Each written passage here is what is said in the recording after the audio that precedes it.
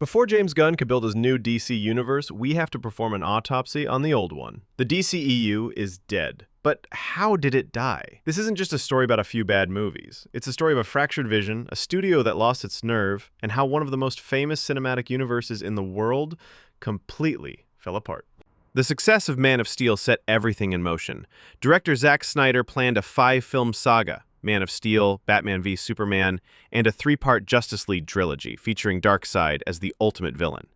But very quickly, things started to go off the rails. The reception to Batman v Superman was deeply divided, and Warner Brothers panicked.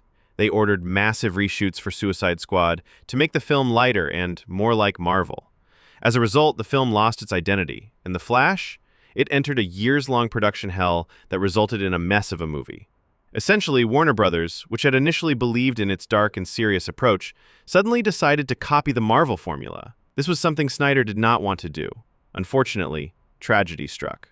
In March 2017, Zack Snyder's daughter took her own life. He understandably left the Justice League project to be with his family.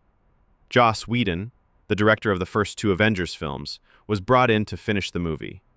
Disgusted with the final theatrical version, Snyder eventually published his original script online, revealing the existence of what fans would later call the Snyder Cut.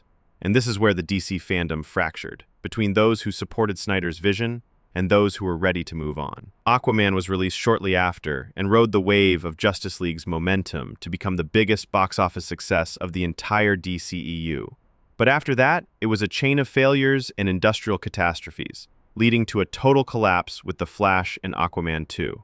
But in the middle of all that chaos, a small hope was reborn. Even though most people agree the first Suicide Squad was a disaster, one character was a massive hit: Margot Robbie's Harley Quinn. After her next film, Birds of Prey, Warner Brothers gave a mission to James Gunn, who had just been temporarily fired by Marvel, to make his own version of the Suicide Squad. The studio loved his work, so much so that they eventually offered him the keys to the entire kingdom, rebuild everything, and create a new universe. In the meantime, Warner decided to definitively bury the DCEU. It was at this same time that James Gunn officially accepted the job as the co-head of the new DC studios, but he didn't come alone. He's partnered with Peter Safran, who handles the business side, while Gunn oversees all things creative.